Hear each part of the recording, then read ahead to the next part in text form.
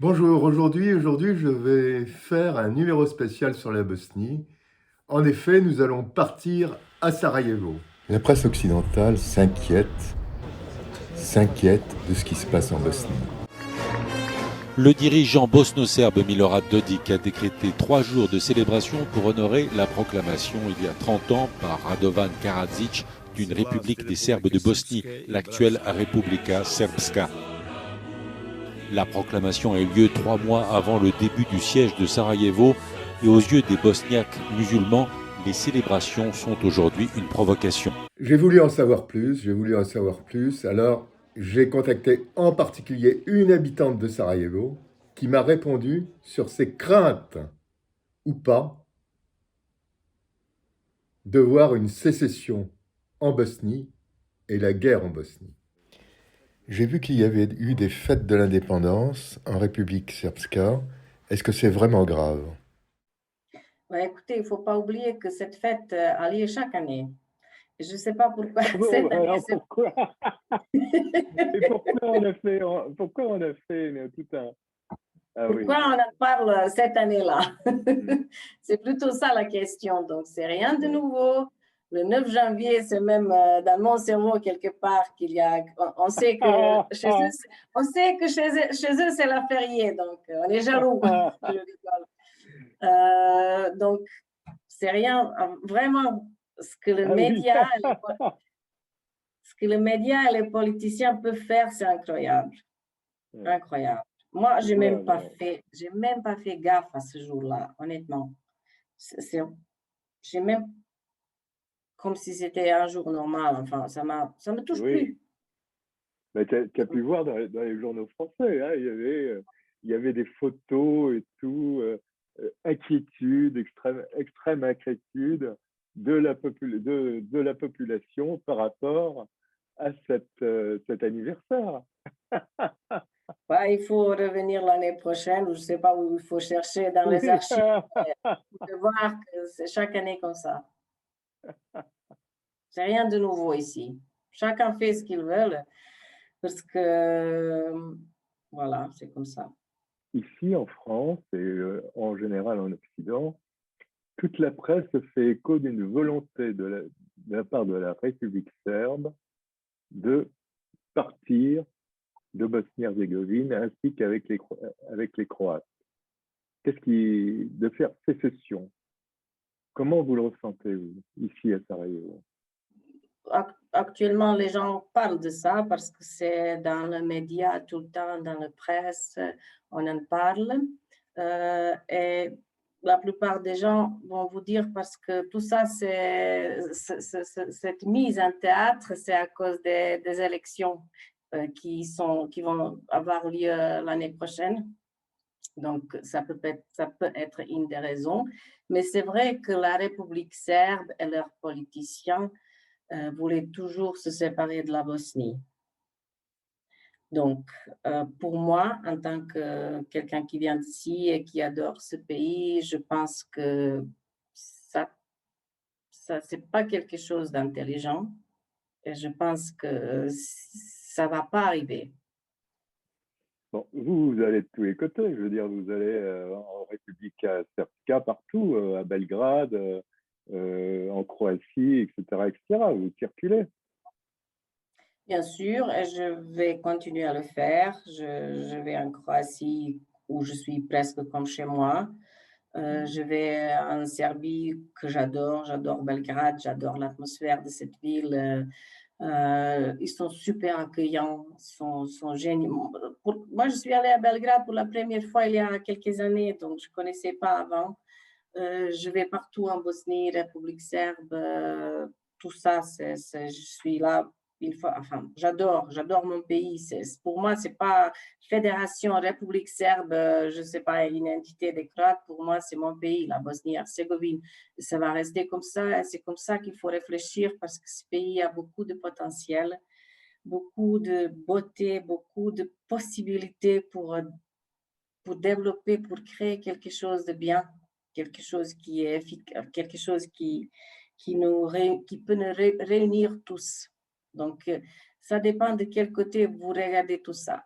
Après, C'est vrai que la Bosnie-Herzégovine, on a vu ça, et vous allez voir ça si vous étudiez l'histoire, on est à la frontière entre l'Ouest et l'Ouest, et ça va toujours être comme ça.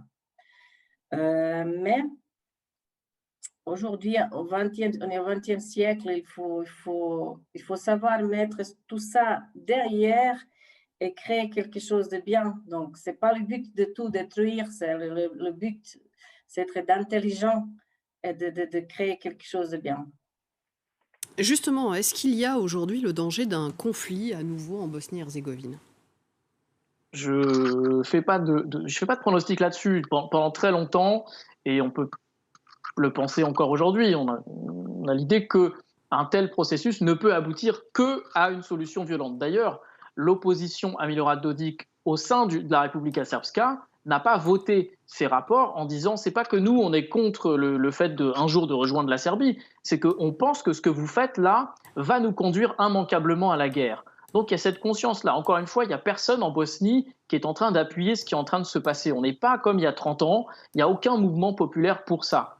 Les gens ne sont pas du tout dans cette logique-là. Donc il faut bien garder ça à l'esprit quand on se dit « Ah, mais de toute façon, ça ne pouvait pas tenir, c'est évident que ce pays est artificiel, c'est évident que les gens ne peuvent pas vivre ensemble. » On n'est pas du tout dans cette configuration.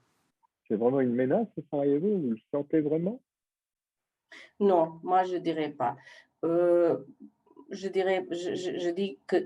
dis non parce que pour nous, une menace, c'est plutôt le fait de ne pas avoir assez de travail, de ne pas être capable de vivre comme on veut vivre, parce que vous avez beaucoup de gens ici qui veulent travailler, qui veulent contribuer, qui veulent que quelque chose change, mais ils ont des mains pliées. Il y a plein de segments, plein de domaines sur lesquels il faut travailler ici. Éducation, santé, politique, environnement, tout. Si vous venez ici, écartez le discours politique, vous dites que tout le monde, enfin, comme dans une école, allez, maintenant tout le monde se calme, vous allez avoir beaucoup de travail quand même. Est-ce qu'il y a des gens, est-ce qu'il y a des citoyens qui ont peur de franchir les lignes?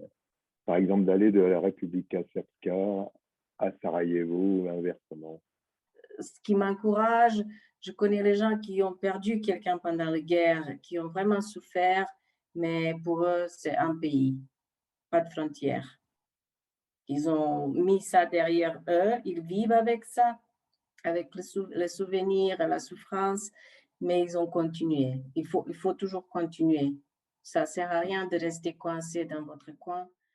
Mais alors, les jeunes gens qui essayent de faire des études, etc., ils restent à Sarajevo ou qu'est-ce qu'ils font? Ce qui est bien à Sarajevo, j'ai vu, on a pas mal de nouvelles universités qui sont payantes, mais dans des bourses aussi, où les jeunes reçoivent une très bonne éducation. Et ça, je suis très contente de voir ça. Bien sûr, il y en a qui préfèrent partir ailleurs ou finir des bonnes écoles ici pour pouvoir étudier ailleurs un jour, ce qui n'est pas étonnant en fait.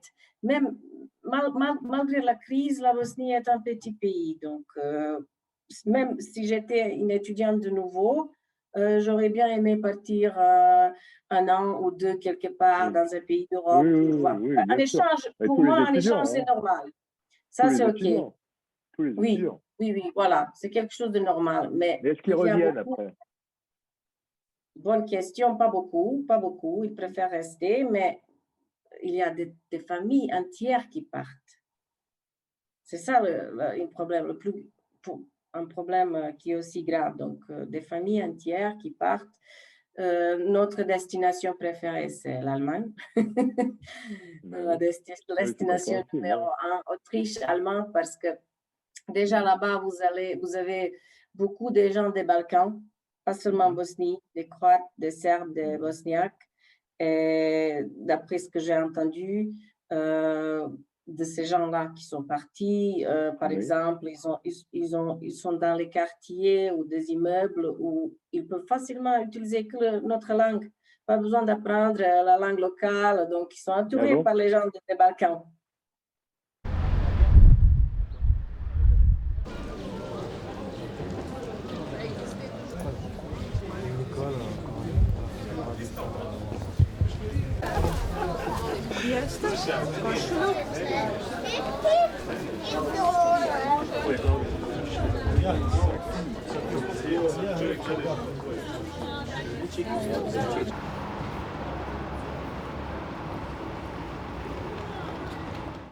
Bon, eh bien écoutez, à bientôt sur ma chaîne. J'espère que cette petite interview vous a aidé à comprendre un peu ce qui se passe en Bosnie.